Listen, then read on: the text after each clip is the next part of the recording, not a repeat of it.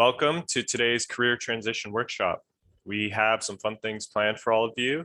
My name is Adam, and I'm from the Systems and Technology program. And co-hosting this event with me is Namrata.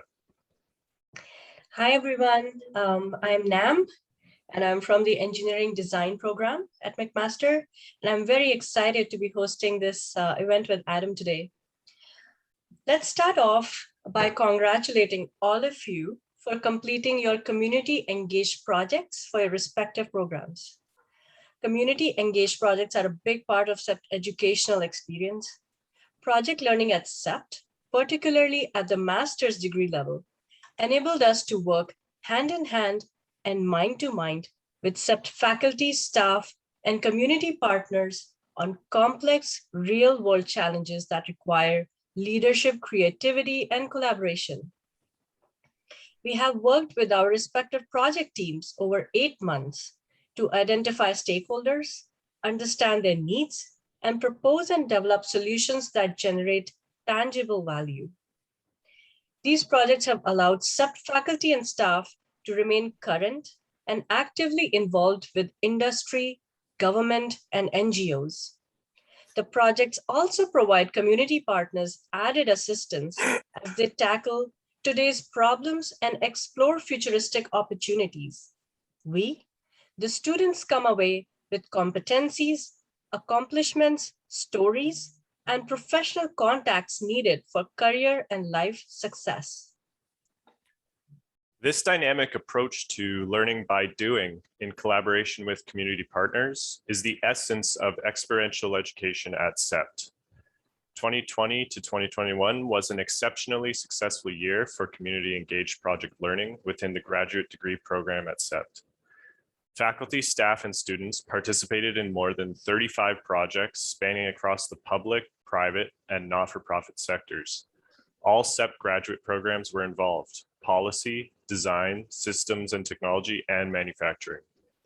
Through its projects, SEPT students, faculty, and staff made an impact on significant challenges facing our world, including climate change, health and well-being, the digital transformation of manufacturing, products and services, and the future of smart cities. For us as grad students, project learning was a very important part of our educational experience at SEPT. I would like to tell you all a bit about my own SEPT project experience. I started this engineering design program with a keen interest in learning human-centered engineering to solve world's challenges. For my community engaged learning, I worked on a project that looked at reimagining first response to traffic collisions in Hamilton. I, along with my team, facilitated a design workshop to engage with Hamilton Police, Fire and Paramedic Services, as well as several other government agencies to map out the victim journey from the time a collision occurs to the time they are transported to an emergency room. Some questions we tried to answer were: how might we put eyes and ears on the scene of collision instantly to better inform responders of the situation? How can we empower bystanders at the scene of collision to be immediate responders? Can drones and other such virtual technologies be used? As a result of our work, McMaster has formalized a partnership with SERA, the Canadian Emergency Responders Robotics Association. Future cohort of students will use our research and design work so far to conduct pilot studies to test use of drones for aid in emergency response. I have gained invaluable design skills and used them to work on a real-world challenge. I have also developed event facilitation and effective communication skills. I have made connections with individuals and organizations that I will take with me as I transition from school to employment. I now invite Adam to give you a little bit of an introduction to his project as well. Thanks, Namrata. For my project, I worked with Cargotech Inc., a McMaster community partner. They are a technology company in the metals industry who develop automated material handling and storage systems. They had several projects with McMaster this term with a variety of technical challenges. My project was called the Automated Support Triage. It involved developing a proof of concept software application using machine learning and speech recognition technologies to automatically triage support calls from customers to the required department. By using software to automate this process, Cargo would be able to save on both resources and time, while also giving the on-call staff a better work-life balance by not needing them 24/7. The project helped me to develop my programming skills, specifically with machine learning and working with real data. But aside from the purely technical aspects, I was able to develop my communication skills by regularly meeting with the Cargo reps and updating them on the project's progress throughout the 2 terms. I also gained valuable experience with time management as I was the only student working on the project. So I had to keep in mind not to stagnate and always keep the project moving forward. I viewed the work that I did during this project not as schoolwork, but as real work.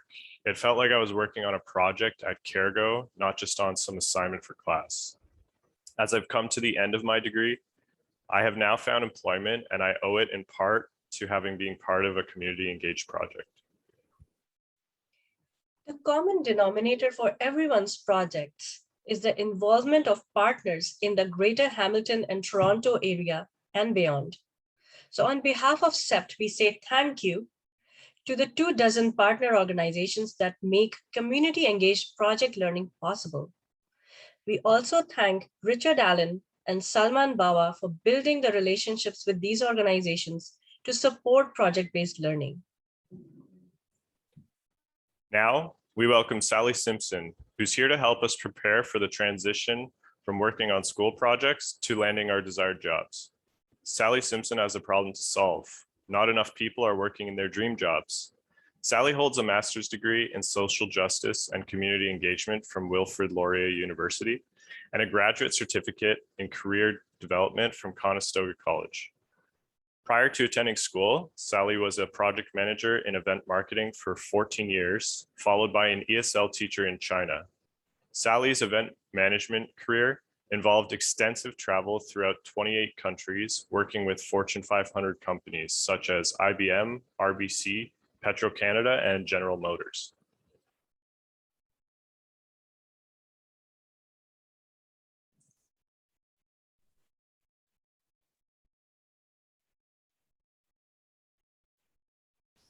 Sorry, I guess that's my segue to say. I forgot to unmute my mic. Sorry. Sally believes that when people in employment, that is more than just a paycheck.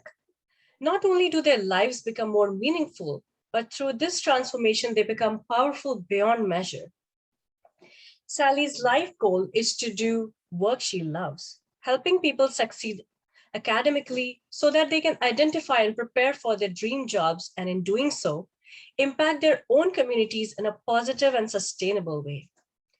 Sally is a student development coordinator at the University of Toronto, and in her free time, Sally also volunteers as a career educator for the YWCA, helping people living with disabilities find work. Today, Sally is going to show us the simple secret formula to writing and telling a powerful story.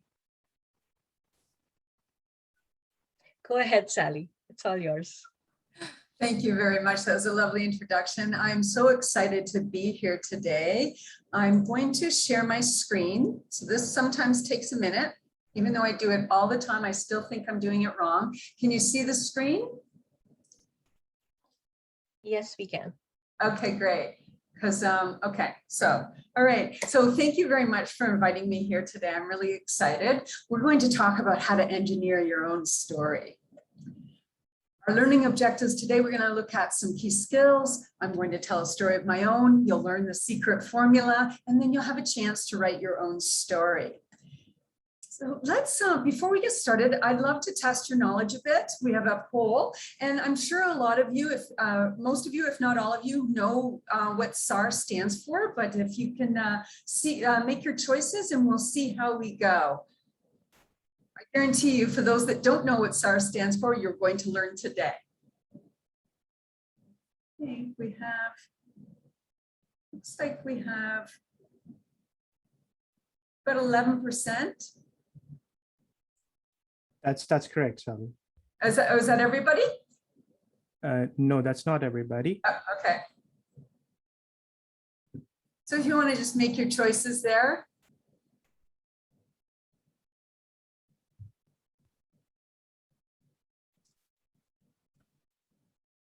So we encourage everybody to please participate in the poll.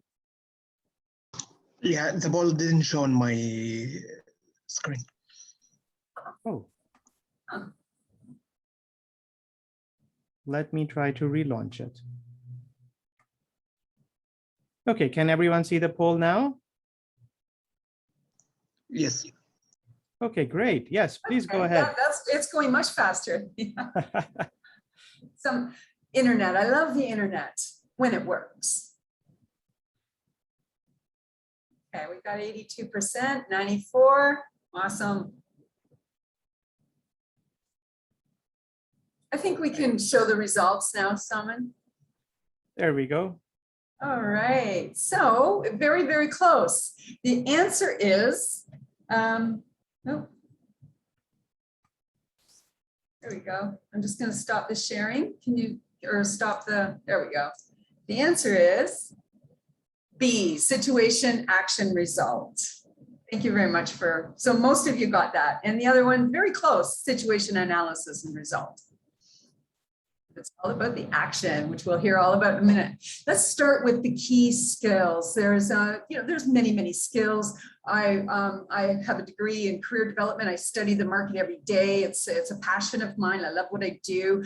But these are the key skills when I looking at all my professionals and my coworkers and my colleagues. This is what they're saying the trend right now for today, the key skills. And I'd like to draw your attention to number one, equity, diversity, and inclusion. Now, as a white person in the Western world, this is a relatively new conversation for myself and many other people that are white and they live in the Western world. But this conversation and this need is thousands of years old. So this is gives me so much hope and encouragement and to see that we're now this conversation has very much been brought forward, and we're going to keep it moving in the conversation. And it's number one.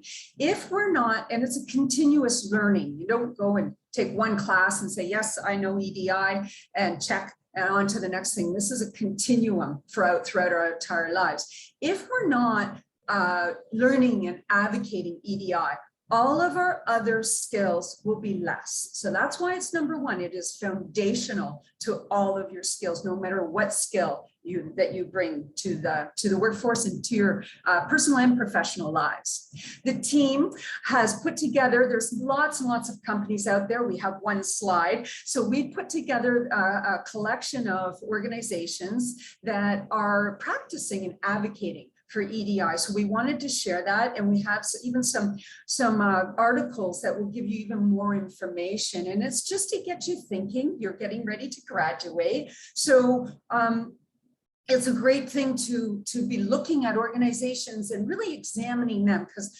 interviewing is a two-way street. So, and please, if you have any more, if you come across any other organizations, I know Simon, he wants to know, I want to know too, we all want to know. So please share the organizations that you are finding in your journey that practice and advocate for EDI, because we all will benefit from that. So we're going to start with powerful stories. Let's start with writing. The standard, traditional, conventional way to get a job is writing a resume. So I'm going to first focus on writing a powerful story, and then we'll move to telling a powerful story, just to stay with that train of thought.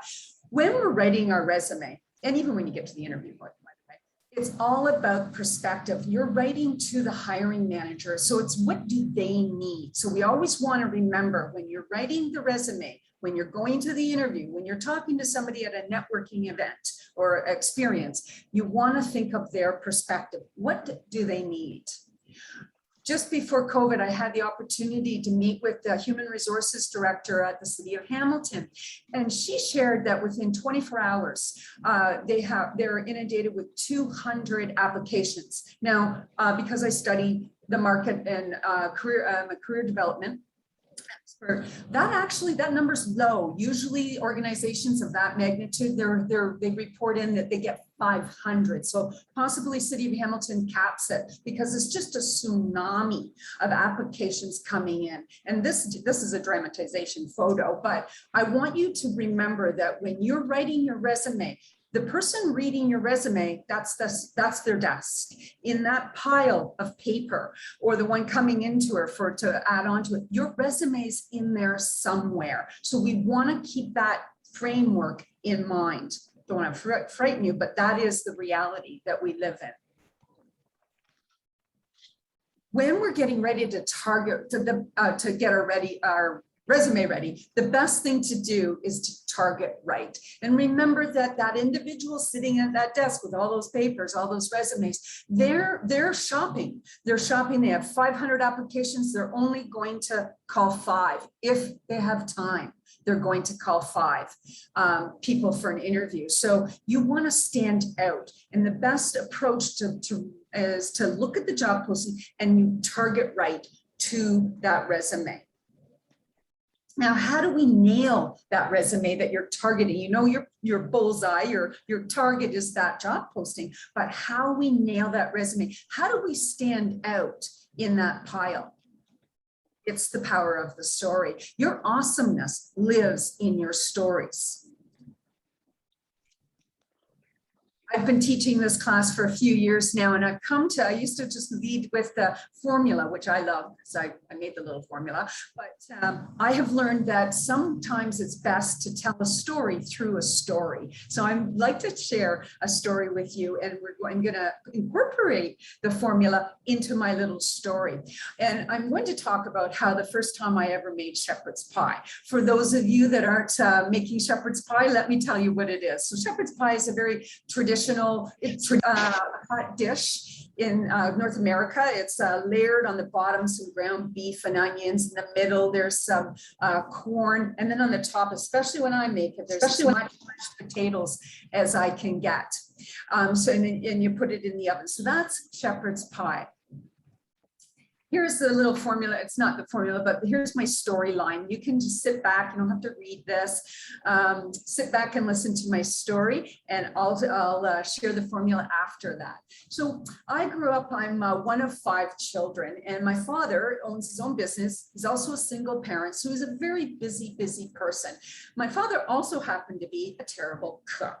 So we were stuck every night with one of 2 meals. One night we would have overcooked pasta with some meat sauce. On the next night, we would have fish. Now, the fish was really good because we had a gorgeous creek that went through our property, and my one brother was a fisherman, and he was forever bringing home salmon or trout. So our freezer was full of fish. And on that night, we would have fish, mashed potatoes, and corn. It sounds great, but you add a whole bunch of nights to that and it gets boring really fast. Now, the worst part of my boring dinner experience was that after dinner, me and my oldest brother, we were stuck doing the dishes. And my little brother and sister, they were always excused to go play because they literally couldn't reach the sink. They're that short, they're that young. So this was a problem. And now keeping in mind, I'm only 10 years old. So this was a major problem for me in my life. Now I initially solved my problem by getting myself invited to my neighbor. She was a great cook. Doreen would let me come, but she wouldn't let me come every night. So I still had a problem on my hands with the boring food at home and the dishes. Whenever I was over at Doreen's house and she would put this dish on the family table, and while I'm eating seconds, one night I said to her, I said, Doreen, I love this. What is this? She said, well, Sally, that's shepherd's pie. I asked her what was in it. Ground beef, onions, corn, and mashed potatoes. And I thought, oh, I have those things in my fridge. It's the only thing we have for dinner in our fridge. Anyway, so I ran and I grabbed a pen and a paper and I interviewed my neighbor. I got the recipe, the instructions, and I reviewed it all with her and made sure that I had this plan solid. So as I'm walking home that night, I thought, this is great. I'm going to make shepherd's pie for the family. Now I knew that if I went into the house and told my great plan to my father, he'd say, what are you talking about? You're only allowed to touch the toaster. No, you can't touch that stove. So I had to surprise my dad with my shepherd's pie. So we took the school bus to work, to school. The next day, as I was on the way home on the bus with my two oldest brothers, I told them of this glorious plan and they thought it was pretty good plan. So now I had a team of 3. We ran home, we get in the door at 4 o'clock and we had 2 hours to get this together. I got my little brother and sister to help. Things started off okay, but before we knew it, we were burning food and we even burned a pot. And it was kind of a disaster. We had to keep reviewing the plan, the recipe, and I had to keep calling my neighbor for clarification. At one point, she even offered to bring us food just so we would stop phoning her and she could take care of her own family. So I had to keep re-engaging my neighbor, and we figured it out. At 6 o'clock, when my dad walked in the door, shepherd's pie was sitting there on the dinner table, and we were all excited for him to try it. Now, it wasn't the best. It was a little burnt on one side and kind of soggy on the other, but he was really impressed. He declared at that moment, whoever catches the food or cooks the food doesn't have to do the dishes. Bingo, I got to go out and play that night, which was really a great treat. Now, I had an older brother, as I mentioned, and he didn't want to be doing these dishes all the time. So he and I started competing. And in those days, we had no computers. We had to go to the library to look up menus. And we were always, and this is where we started to discover the other cuisines. Before that, we only had salt and pepper in our house. So that was kind of how basic our palate was. But this was a real opportunity for us to explore and to try different things. Now, I've told you the story, and this is in a formula, but I'll tell you one of the biggest things I learned, the result. Yeah, sure, I made dinner, of course, and I made many other dinners over the course of my life and still do. But what the biggest thing that I learned about was to believe in myself. And then I really felt like before shepherd's pie night, I was a kid. Because of shepherd's pie, I declared myself an adult at that moment. I really started to feel independent, and it was an empowering moment. And of course, I've gone on to do a whole bunch of other things, but I will often come back to this moment in my life, if I'm ever doubting myself, to remember skills are learned. And if we can be with determination, we can conquer anything. So I told you the story. Thank you for listening. This is the formula. Now, this is the SAR, situation, action, result. When it comes to resumes, I recommend that you make sure that they're tight, even in your cover letter. We don't want to, people do not like to read a whole bunch of text, especially on resumes and cover letters. It's a marketing document, so keeping it short, 3 lines max. Situation 8%, action 85%, and result is 5%. There's a reason why I put some percentages in there. You want to give them the situation. You just want to name the problem, or you can name the opportunity, and you want to provide a little bit of context. That's it. The most important part, where we spend our most time, is thinking about the action. How do we fix it? How do we solve the problem? What was our success? And then you want to, if we're looking at our job posting, you want to connect with the key words on the job posting to the story that you are telling, because that's why there's a job available. They're looking for these key skills, and your stories are going to prove that you have the ability to deliver. You can't do a laundry list of skills anymore. It just doesn't work. Algorithms will pick it up, sure, but the human does not get excited about it. So you want to give persuasive evidence that in the action, and then the result is 5%. That's how we're measuring. North America, Western world, we love to count stuff. We get very excited about when we get to count things. So we want to, the best way I would recommend, put in some quantitative metric as much as you can, especially if you can touch on money, percentage, numbers and time saved. These are all metrics. I know you know what a metric is, but qualitative information is also very valuable. And if you can blend the story and have a little bit of both, you're golden there. Qualitative, like what did you learn? What did your clients say? What's your team members saying, your boss? These are all qualitative results, and they're very valuable, and you want to have a nice blend of both. I think of this formula as a sandwich. So if all you had was situation and result, you would just have 2 pieces of bread. There's no sandwich at all. The best part of that sandwich is what's in the middle. It's the action. That's why you're even sitting down to eat that sandwich. Without the action, there's no story and there's no sandwich. So that's the way I think about it. Everything has to be an analogy for me. And I obviously think about food a lot. But again, back to that laundry list. Let go of the laundry list. It's important to make a list, but don't send it out in a resume.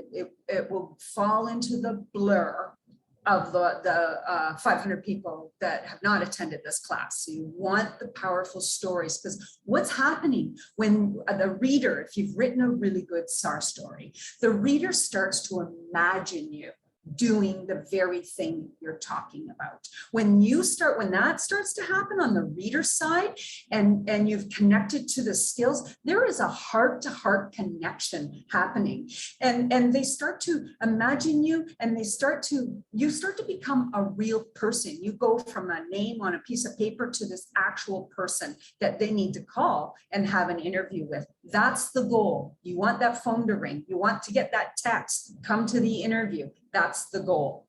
So we're going to do another little quiz. Hopefully you're still with us and everything like that. And if you wouldn't mind try answering this question. Hopefully this will be really fast.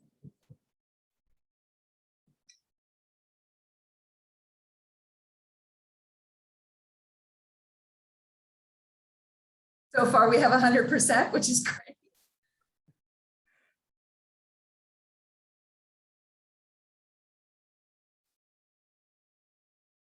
Okay, there you go. I think we can end the poll, Salman. There you go. Thank you so much. So the answer is action, B. So I forgot where I put action. Where's this? There we go. There we go. Yes, action. It's all about, it's the best part of the sandwich. Now, there's no other better way to learn how to do this formula is to just do it. So what I would like you to do, you've all been provided with this little template that I made. It's a Word document. So even if you want to just handwrite, and I'm going to just give you 3 minutes. So this is speed writing. Don't worry about grammar. Don't worry about spelling. I know you have lots and lots of stories. It can be something as simple as when I was 10, it can be something when you're young. It can be something you did this morning. And just write out a situation, action, and result. Write out an accomplishment, a SAR story. And I'm going to give you 3 minutes, and then hopefully when you come back, a couple of people maybe, I hope, will share their story. So the clock is now ticking.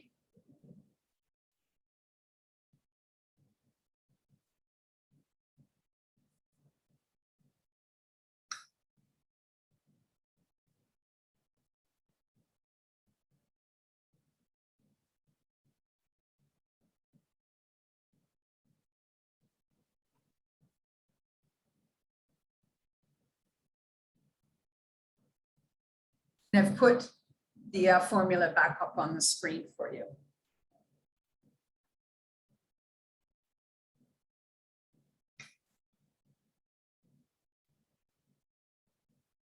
So Sally, these 3 minutes are to build our own SAR story. Mm-hmm. Please, I hope, yes. And remember, action. Spend most of your time in that action. Just point form the skills, because your story is in your heart and in your head.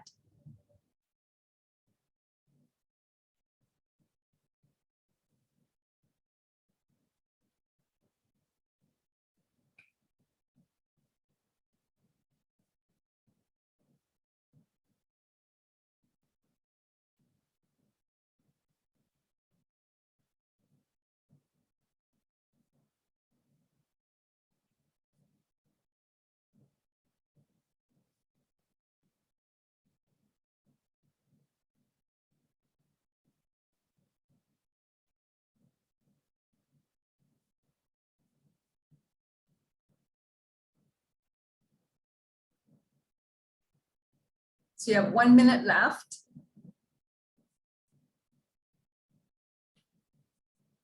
And if you've already finished, write another one.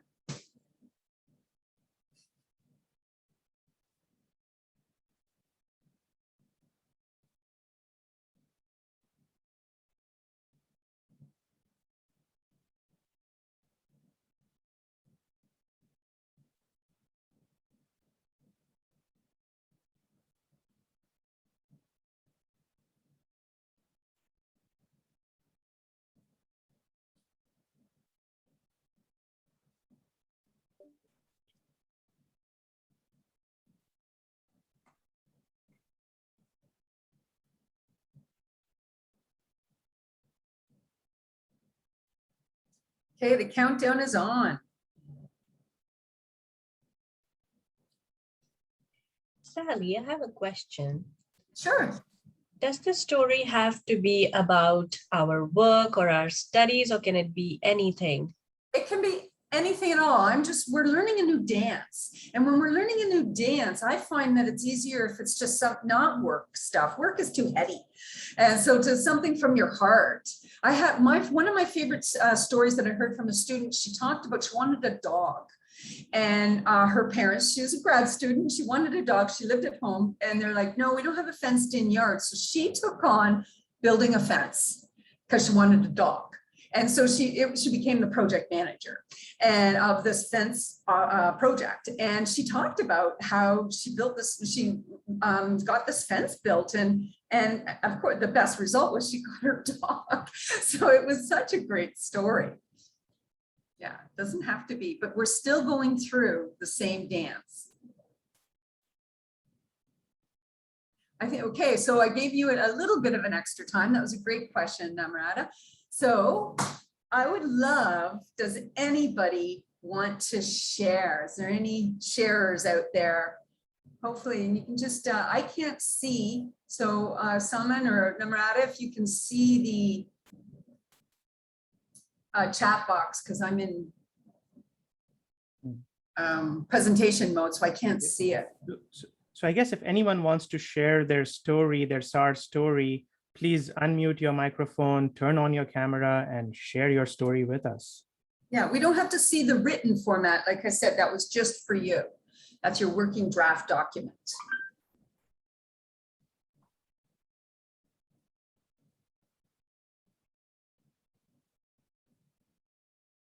No brave people out there today? Salman, do you have a story you want to share? I'm putting you right on the spot. He does not know what I'm saying.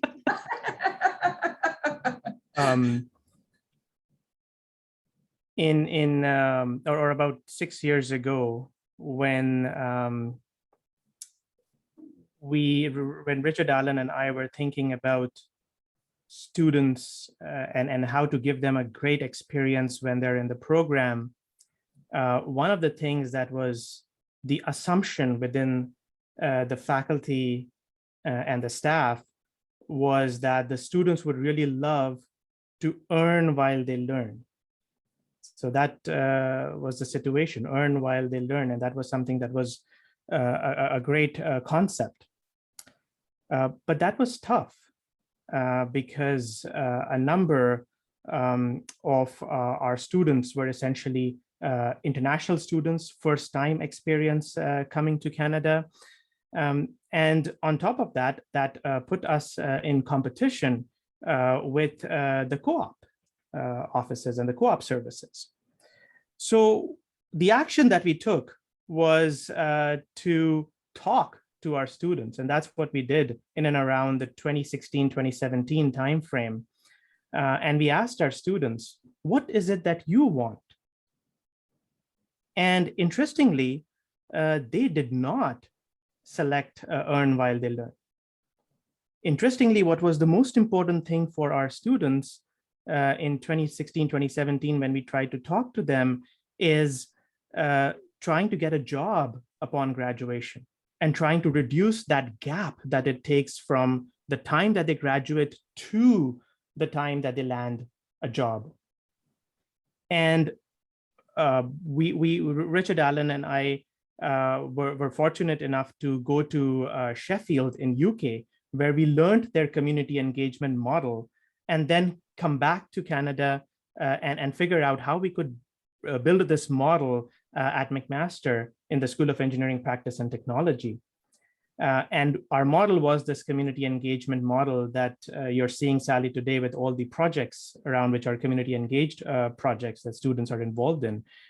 And one of the outcome of these community engaged projects was that the students were able to build network, not only with the community partner, but also they were able to build network within the supply chain of their project. And building network is so important, like, you know, Sally, it reduced the time that the students take from graduation to landing in employment. And guess what? Once our students got employed, a number of our new community engaged projects are actually coming from our alumni. That is, thank you so much, Salman. That is a beautiful story. And that is testimony on how thinking, not thinking short, but thinking the long game.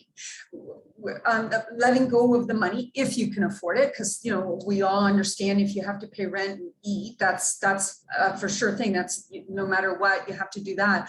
But this is an investment in your entire career, is creating those. You said some so important things. So key, the building the relationships, and when people are working with you, they're seeing you doing the situation action result. They're seeing it right there in front of them on a day-to-day interaction, and they're starting to trust you and build confidence in you and see your ability, see the action is what they're seeing, and then of course some results that even when we're trying something and it didn't work out, that's still a very powerful SAR story. That's still something that now you know how it won't work, so you go back and you start all over again. When I had to keep burning shepherd's pie a few times. You had to figure out sometimes how things won't work. That is beautiful. As in the introduction, before I became a career developer, career educator, I worked for many, many years in the corporate world.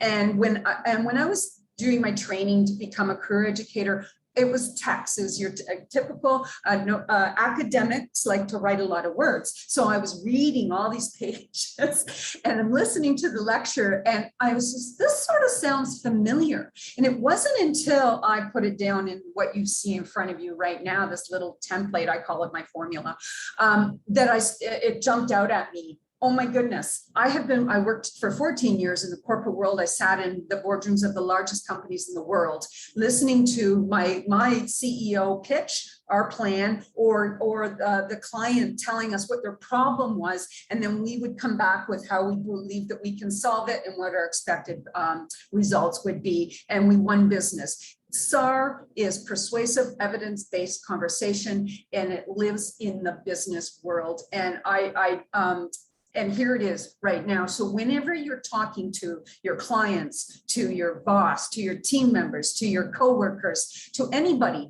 and you're listening for the problem, and then you're coming up with actions, and then you're laying out the result. This is how we win business. This is how you become, you're considered credible, and they give you a chance. So this is why this formula is so very important to learn today, here and now. Thank you so much, Salman. So let's just move on. I don't know why it's stuck. No, it's not stuck. We've already done our quiz. All right, so thank you so much. When we've written a really good story, we're still writing at this point, we're showing them, because skills, they're only hiring you because they need somebody to do these skills, this list of skills. So it's worth money. You want to show your value, and when you've done a good job, you're getting called for that interview. That's when you know your stories are working. This is when we never write a SAR story. If we're hungry or angry, lonely or tired, the worst thing to do is sit down and to try to write out your SAR stories. And I make it sound so easy to take care of this. I understand very full well that self-care, especially for these four issues, you might have this all happening at the same time. It's not something you can just do, snap out of it and then go do it. You really have to go get some food and do some self-care to come to the right headspace. So I just want you to, I suggest that you take a moment to self-reflect, or to sort of like a check-in before you start writing your resume, your SAR stories. And if you're feeling any of these emotions, I recommend that you go take care of that, then come back, because you'll get a much more richer story, a much more successful story. So I mentioned that, and I was saving the last R, which is the 2% that's missing. So when we get to the interview, you're trained. I've got you, you're now trained on SAR, situation, action, result. You know what we're doing here. All we're doing now is adding in that 2%. It's not, and this is the narrative, you're in the interview, and it's the exact same approach. This is how you will win the job. You will get the offer. With the final R, you just want to connect it back to the job. You really do need to verbalize, hold the audience's hand and walk them back to, I will be able to use my organization, time management, and team building skills at this role, the blah, blah role here. That then, because it'll perk up because you've just connected to something they need, and they'll start to see that you have that, yes, Salman or Namrata or Alan, yes, I can do, or Adam, yes, I can do these skills for us here and now. So this is why it's so important. I don't know if any of you have ever like interviewed anybody, but if anybody ever has, and if you ask the question, so tell us about your communication skills, and if all you were to say is, yes, I have great communication skills, that's not going to get anywhere.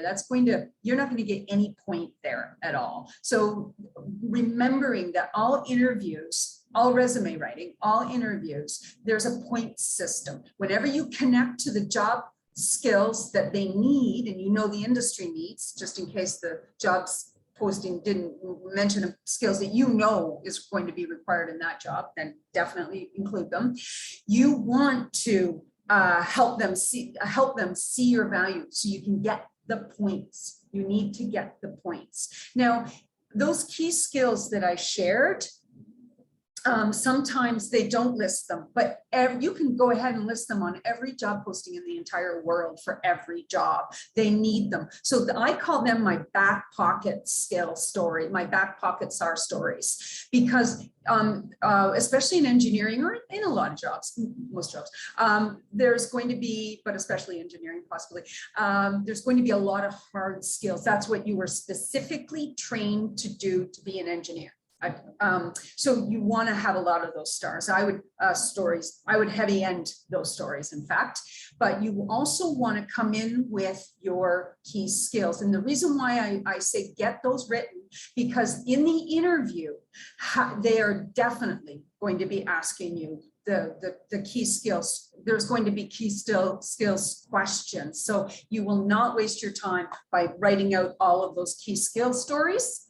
And you can't have too many. You will, because you don't forget, you got your resume, you have your interviewing, but you have your connections with your interactions with people. And it's all networking. So this is why it's now you have the formula. I have this slide on my wall. The great thing today is everybody's virtual everything, but especially interviewing. And I predict that will only increase. The face-to-face interview will become very rare. And if it happens, it'll probably be more than likely at the very end, like when you're going through different levels of interviews, multi-interview steps, that'll be at the very end. So virtual interviewing is here to stay. Now, the great thing about virtual interviewing is you can have all kinds of stuff pasted on your wall to help you stay on track to nail that interview. And this is one of them. And the key skills, I recommend you put those 2 slides on there. So here we've talked about how does SAR play out in the resume, where does it show up in the interview? Now we understand that. You will use SAR more than ever on the day-to-day job. So you're all doing your major research projects. And I'm sure popcorn's going off now and you're thinking of all kinds of SAR experiences, all kinds of accomplishments. And this is where you use SAR the most, is at the job, is on the job. And I recommend that you take the time. It takes practice, but the more you write them, the quicker you get. And that's why I gave that little template. Is just, you can just name them to remind you, like put down those keywords to remind you of these experiences. Please get the results. I've worked with so many students, the people that were PhD graduates from other countries, now they're here in Canada, and all kinds of people that worked for many, many years in organizations. They were high-level executives, and the company was sold and they lost their jobs, so now they're back on the job market again, and they didn't grab the results. It is your, and I'm not talking about proprietary information, I'm not talking about revealing the secret formulas of the organizations. I'm talking about the safely measured metric. Please remember, it's your right to grab the metrics. But it's your responsibility to get them. So I've worked with these individuals, and it's sad because I've worked with people that have built like large shopping malls, but they couldn't call up the old company where they used to work and say, yeah, I'm going to go work for your competition now. Can I have those results? They basically would get hung up on. So while you're in the position, while you're in the experience, have your eye, have your ear out and make it a point to get those results. Because when you get your SAR stories and you go to your annual review, or however many times you have your review, let's pretend it's just once a year, you're helping your boss, your direct report, by seeing how awesome you are. You've written out all your accomplishments, and now all they can do, and it's indisputable, the evidence speaks for itself. That's how we prove that we are worthy of that promotion, and with the promotion comes more responsibility, but a nice big bump in pay. You can use SAR to write a thank you note to your team member when they've helped you out of a difficult situation, or just, this exact same, this was the problem, this were the things you did, and this was the result. Thank you. Always making sure that I would do it in writing, because people love to be acknowledged. It's not like a trick or anything like that, but you're building your network when you're formally and authentically acknowledging another person. You can use SAR to recommend a colleague on LinkedIn. LinkedIn, there's since right before COVID, we had 420 million people. I'm doing this because I'm trying to remember the number. 420 million people right before COVID in February. I go to LinkedIn training all the time. Now there's 800 million people on LinkedIn. So that right there shows you what this pandemic has done for the virtual world. So getting on LinkedIn, I hope everybody on this call is connected to each other, because you're all going to go work somewhere and you can help each other. So this is how we use SAR to talk like the CEO, talk like the leader that you are. Just reminding us of those key skills. Getting ready to go to your interview, you need to prove every single one of these, and the SAR stories is the best way to do it.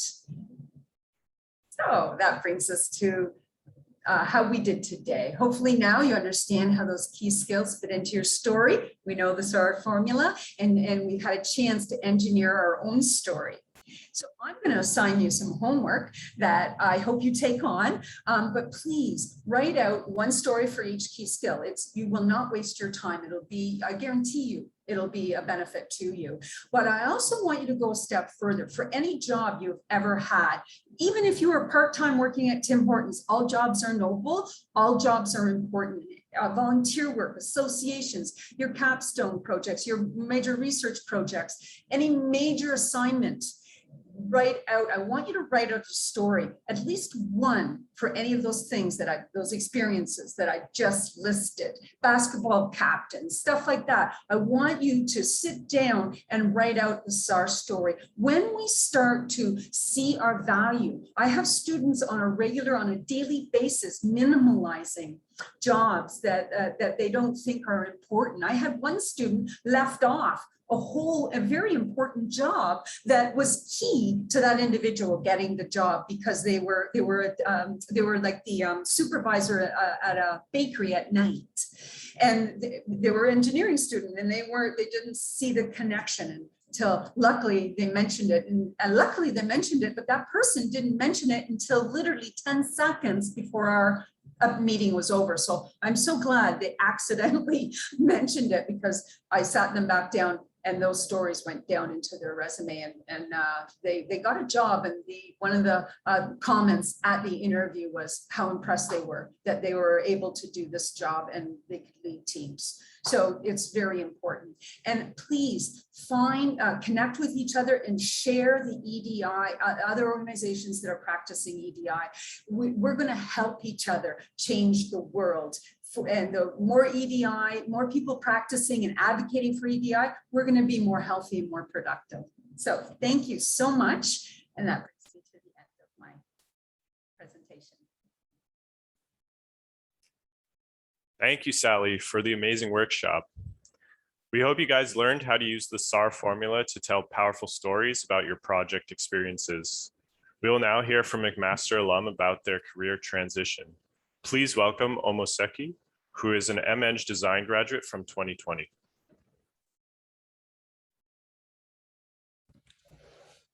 Hello, everyone. My name is Fowode. I recently graduated from McMaster in 2020, last year.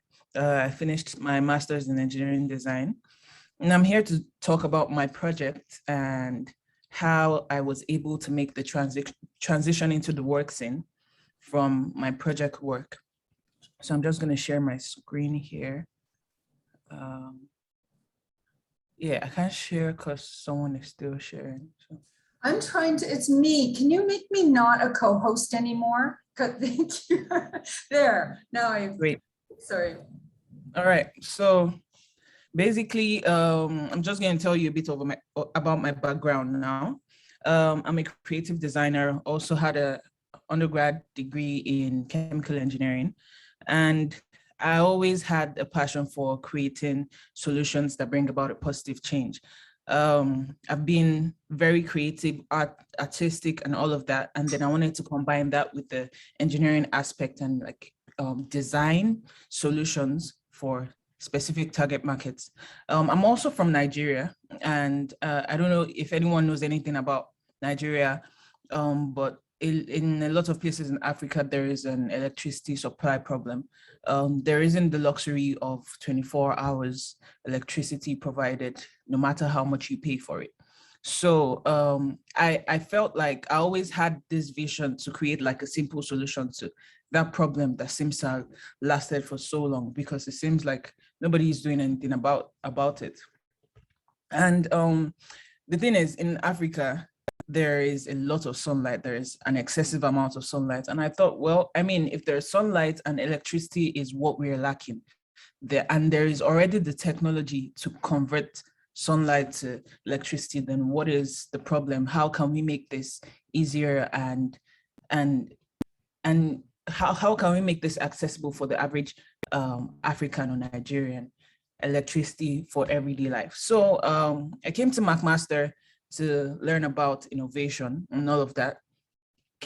Was studying engineering design, and I found this project with the community partner Ohana. They were looking to create elegant and aesthetically pleasing solar shingles that are efficient and affordable and easy to install.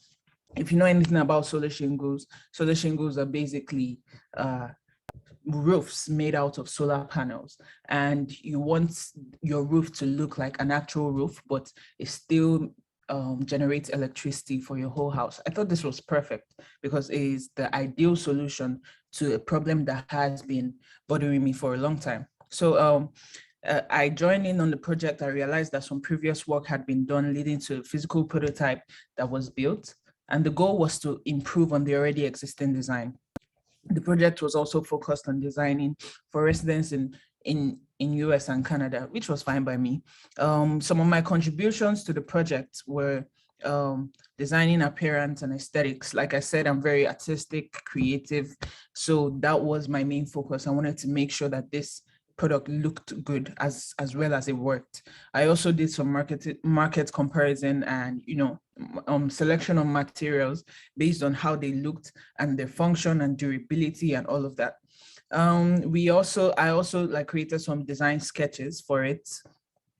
And one of the deliverables that I did was also a realistic virtual 3D prototype. Funny story behind this is that during my time in McMaster, the COVID-19 had just hit, and I wasn't able to actually do the physical things with the project that I needed to. So I wasn't able to build an actual physical prototype. And it was one of the deliverables for the project. So we had to find a solution around that. And the solution was to create a virtual 3D prototype. It required a demonstration of hard work, creativity, resilience. Some of the learning outcomes that I got out of this was hands-on experience working on development of a real-world product, coherence in teamwork, and confidence when relating with companies and employers. I'm just going to show you now the 3D prototype that was made. Just for the sake of in delivering this project, we knew that we would have wanted our examiners to have a feel of the product and look at it and see the materials that were made from it. So having this prototype was able to present an experience close enough to that. And that was one of my jobs as, a creative designer. And I'm just going to play this briefly. So the final solution was basically showing the different materials that were used in producing this product. We showed all of the reasons why we chose the materials and all of that. And we're just able to create a very unique experience for our examiners and, our community partner, and they were pretty impressed by this. And one of the things that I took away from this is also a clearer plan on my career and the specific type of job environments that I was looking to go into that will help shape the bigger picture that I had envisioned. This project actually fueled my zeal towards working towards something that brings about a positive change, because it was a personal connection to me, and I was able to actually put in my all when delivering on the project. Now, I'm going to talk a bit about life after the project. So soon after graduating from McMaster, I got an offer from Ohana, which is the community partner that I worked with on the project, and they requested that I come to join their team as a part-time project lead for the solar shingle division. After seeing the work that I put in, and once again, it was all about passion. They had seen the amount of meaning that I had towards the project. So they decided to take me on as a project lead. And since then, I've continued working on this thing that I'm very passionate about. Now I'm working as the lead engineer, and we are trying to create this actual product so that it can be on the market and available to consumers to use. And very soon, the goals and visions that I had for my country back home are going to be reconnected in some sort of way, because we will be creating solar roofs that are affordable and easy to access by basically anyone and everyone, and then we'll find a way to incorporate that. So generally, this whole presentation is basically me trying to say that, especially when you are picking your project, or especially when you are doing things in school, a lot of these things actually apply to your life after school, and the amount of dedication and the amount of zeal that you put towards it will definitely be recognized, and hopefully it can shoot you up to a greater level, and it can put you on the path that you really want to be on. And that's basically everything. Yeah. Thank you so much, Omoseke, for your inspiring story. It's so great to see that you followed your passion, you found a project that you are passionate about, and you found your dream job as a result of that. Now we invite Paul Chipperton, a faculty in our entrepreneurship program, to say a few words of encouragement.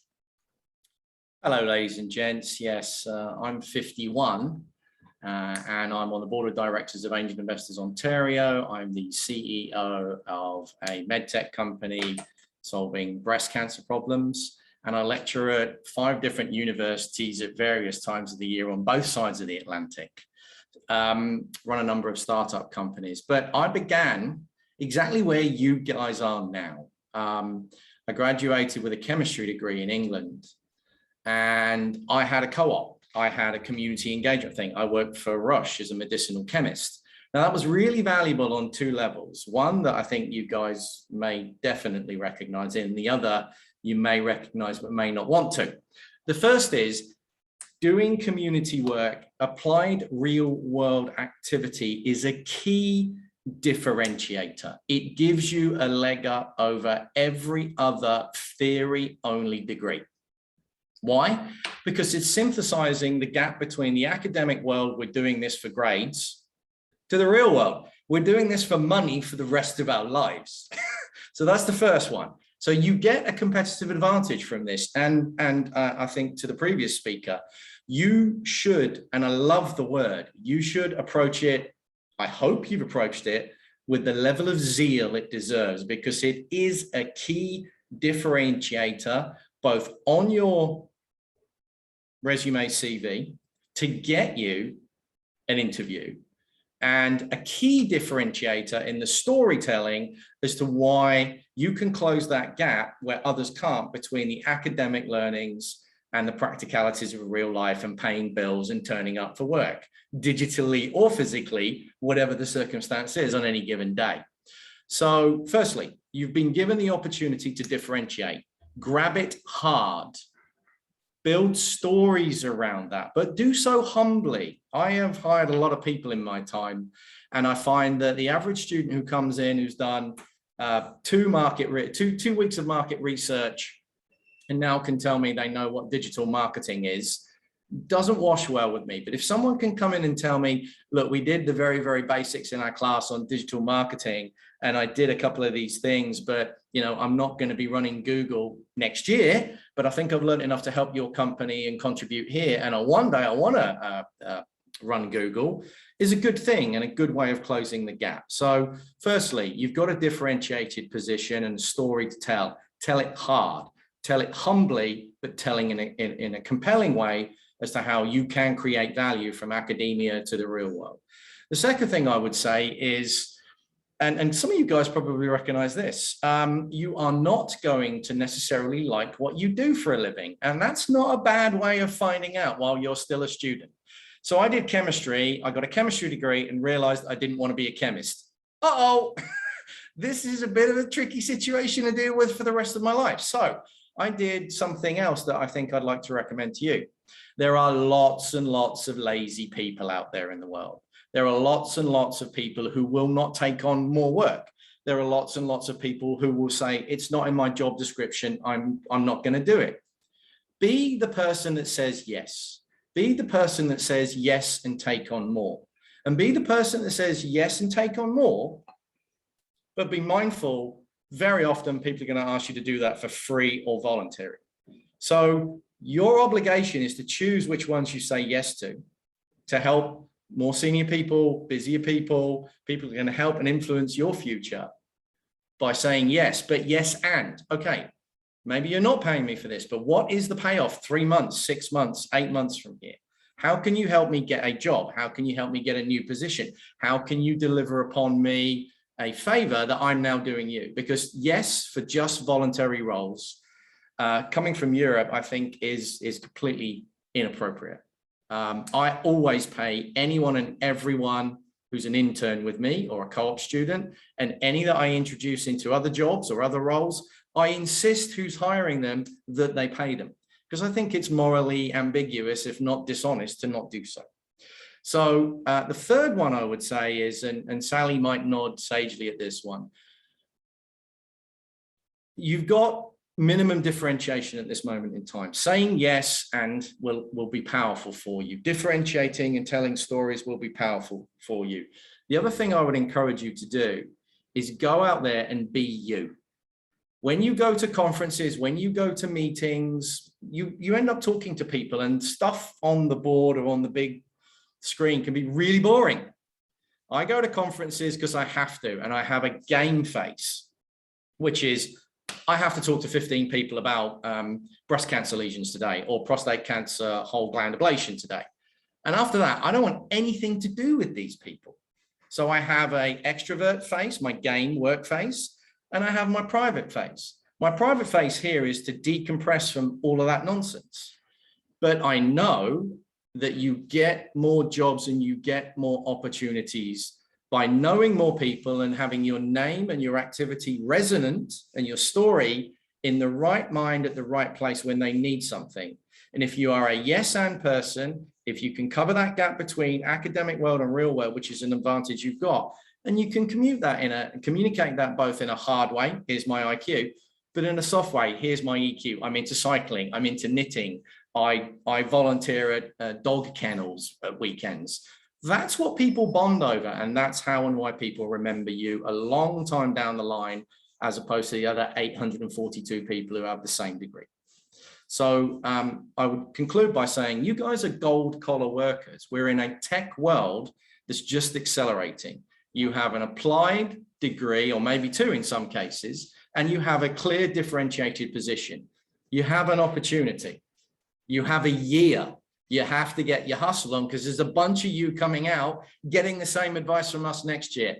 Hustle up, grab hard of it, hold, and you will do well. Here endeth the sermon.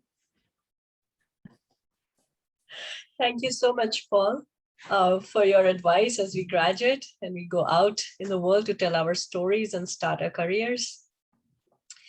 And this brings us to the end of this event. Thank you, everyone, for attending the workshop today.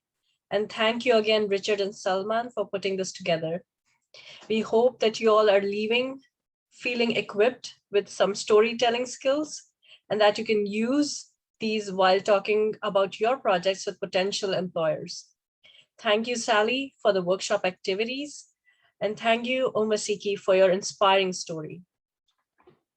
And lastly, thank you, Paul, for your encouraging words. If anyone has questions for Sally, please do feel free to stick around, and Sally will be happy to answer them. For those who decide to leave now, have a great rest of the day. Thank you, everyone.